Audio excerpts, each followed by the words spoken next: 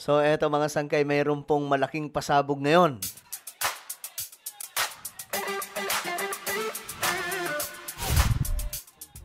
Hello guys, what's up? This is me, I'm back. Para na naman po sa panibagong pag-uusapan natin ngayon. Magandang oras po sa lahat ng mga nanonood sa atin ngayon, sa lahat po ng mga nasa, may mga nanonood po sa atin sa palengke, sa tindahan, habang nagda-drive, at habang nasa bahay, nagkakape. So saan ka mang dako ngayon nanonood, magandang oras po sa inyong lahat. At may good news nga po ako sa inyo mga sangkay dahil nga po tayo ay nakarating na sa 1.59 million subscribers. So 10,000 na lang mga sangkay, 100,000 na naman pong subscribers ang madaragdag po sa atin. So maraming salamat po sa inyong lahat, sa inyong walang sawang suporta, no? Kaya naman sa mga hindi pa po dyan nakakapag-subscribe, nako guys, ano pang hinihintay nyo? Makikita nyo po yung subscribe button sa baba ng video na to. I-click nyo lamang po yung subscribe, i-click ang bell, at i-click nyo po yung all. Sa mga nanonood naman po sa Facebook, syempre guys, i-follow nyo po yung ating Facebook page. Okay, this is it. Mayroong malaking pasabog ngayon. Naku, matitindi ito mga sangkay. Unahin po natin itong pasabog ni Secretary Vince Dizon. Patungkol po ito sa mga korap, sa mga buhaya. Nagigil po ang sambayan ng Pilipino na mapakulong mga sangkay. Ito na nga po, nagsalita na. Nako. Ito, pag-usapan po natin. Ayon po kasi itong pasabog po ni Vince Dizon, may mananagot na, bilang na raw ang masasayang araw ng mga nasasangkot sa flood control scandal. Ayon kay DPWH Secretary Vince Dizon, tuloy-tuloy na po ito. Wala pong sasantuhin ang gobyerno. Wala pong sisinuhin base lang sa mga ebidensya ebidensyang makakalap. Ito po yung pahayag ni Vince Dizon. Inirekomenda ng DPWH at ICI sa ombudsman na kasuhan na ng plunder, graft at bribery sina Zaldico at dating House Speaker Martin Romualdez. Base po ito sa ebidensya na hawak nila. So ito mga sangkay, ito po ay talagang totoong justice na mangyayari sa atin ngayon. Dahil sa totoo lang, kung si Sara ang nakaupo dito, wala pong ganito. Lahat ng mga involved dito, absuelto. Diba mga sangkay? Malamang po, sabi ni Vince Dizon, araw na lang po ang mga bibilangin natin. Lalabas na ang unang warrant of arrest. Ibig sabihin, hindi lamang po isang warrant ito. Marami ito. Marami pong tatamputin. Yan po yung good news, mga sangkay. So, ako na po ay magpapaalam. Hindi, joke lang. Di pa tayo tapos. Meron pa, mga sangkay. Alam nyo, natutuwa lang ako sa development kasi ang bilis po, no? Since pinasabog po ito ng ating Pangulo nung kanyang SONA, 3 buwan pa lamang po, mga sangkay, ito na po kalaki ang nangyari. No? Wala pong ibang presidente na nakagawa na ito. Panahon po ni PRRD, pinasabog po itong ganitong klaseng kalalang korupsyon. Pero anong nangyari? May ginawa ba? Walay, mga sangkay. Ngayon, ito na. Tingnan po natin kung ano ang mga mangyayari. Okay. Uy, basahin nga po natin to. Ito, mga sangkay. Ito po yung lawyer kasi ni Zaldico. Ngayon na makakasuhan na sila, mga sangkay, ito po yung pasabog. Lalabanan muna namin. The remedy is available under the law. Ito po. Natural po ito, mga sangkay, no? Na ang lawyer ng taong involved ay papalag. Talagang bakbakan ito, mga sangkay, base sa ebidensya. Sabi dito, Zaldico, ready for extended legal battle.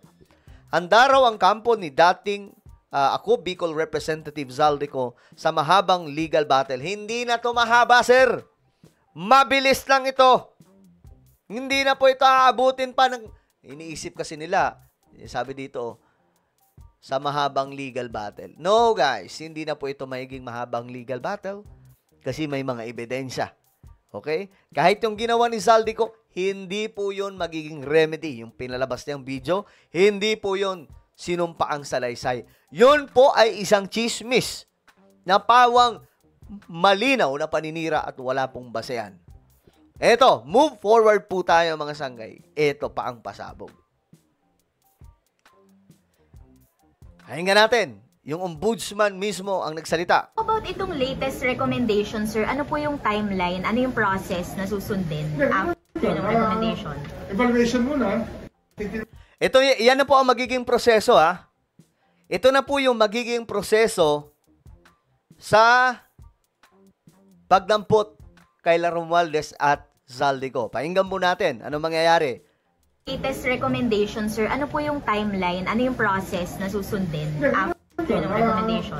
Evaluation muna. Evaluation muna ang una, titingnan yung mga ebidensya. Tingnan namin yung contents, fact-finding, and fact-finding if there are things that are needed para pwede namin i-subject sa preliminary investigation.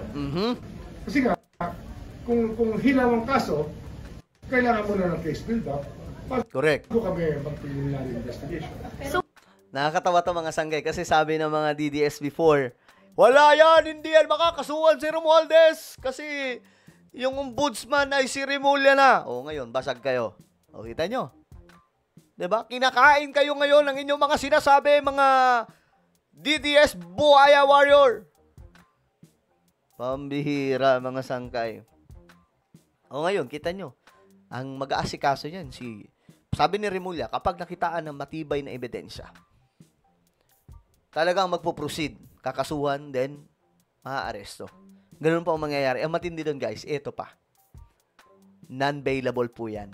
Hindi po makakapagpiyansa. Ibig sabihin, rekta selda ang mga ito. mga gaano katagal yung ganong proseso, sir, bago Ito yung tanong, gaano katagal? Pakinggan po natin. ma-file yung case sa It can take, Sandigan? it can take from a few days to a few months. Okay, few days to a few months. So, depende sa bilis yan, no? Sana tutukan. Don't know. Depende yan sa dami ng ebidensya makukuha ka agad. Pero no less than the ICI recommended the charges, malaki rin mo ba ang chance na ombudsman po will file charges against Co and Romualdez po? Ano yan? Basta we will follow the evidence. Ganda ng sagot mga sangkay. Hindi kasi siya pwedeng mag-conclude na parang eto na ang endgame. We will follow the evidence. Yun lang po yun mga sangkay. Hindi po katulad yun sa mga DDS na sumagot. Di! Tama yun! Kasuhan na yan! Yan na yan! Naniniwala ko dyan. Ganyang katanga yung mga yan eh. Ganyan po sila kaliliit ng utak mga sangkay. Kaya walang improvement yung kanilang critical thinking eh. Hindi gumagana eh. Sir, ano yung mga ebidensya na nakita natin? Kasi before... Hindi ko pa nakikita yung filing kasi dumiretso na ako rito. So, what they turned over this morning, I haven't seen yet. So, I can only Ang daming titingnan dyan, no? Tambak-tambak po yun, mga sangkay. activate by Monday. Kasi I have another function to go to after this. You say before end of the year, there will be filing of charges, sir? There will be more charges filed. Marami kami ma-file na kaso.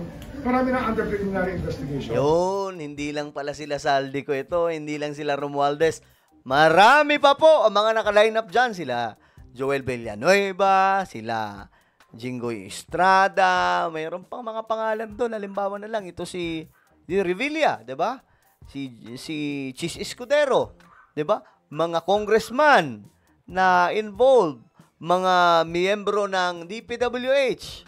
So madami talagang yari sila dito, mga sangkay. There are at least siguro 15 cases right now under PI. 14 or 15 cases. Before end of the year yan, sir, the filing of charges? Oh yeah. About Yun, before end of the year. So marami pong maghihimas rehas ngayon, mga sangkay. Oh, yes. Okay, so yan. No, ito yung kaabang-abang. Ito Ito yung sinabi po ni isa sa mga miyembro ng ICI. Naririnig namin ang tanong at sigaw ng taong bayan. Mananagot ang kurakot. Yun yung good news, mga sangkay. Hindi lamang po ito kay Romualdez. Hindi lamang po ito sa kay Zaldico. Lahat ng involved dito. Walang dilaw-dilaw dito. Walang pula-pula. walang green. Kumbaga, walang porket maka Duterte ka, porket maka Marcos ka, porket maka Leni ka, o makasino ka. Kung ikaw ay involved, wala kang takas. Kita nyo si Martin, di ba? Ano yan? Pinsan ni PBBM. Pero tingnan nyo ang mangyayari mga sangkay. Di ba? Well, ano po ang inyong opinion? Comment down below. Mayroon po tayong YouTube channel, Sangkay Revelation. Hanapin nyo po ito sa YouTube ngayon din. Then click the subscribe, click the bell, and click all. Ako na po ay magpapaalam. Mag-iingat po ang lahat. God bless everyone.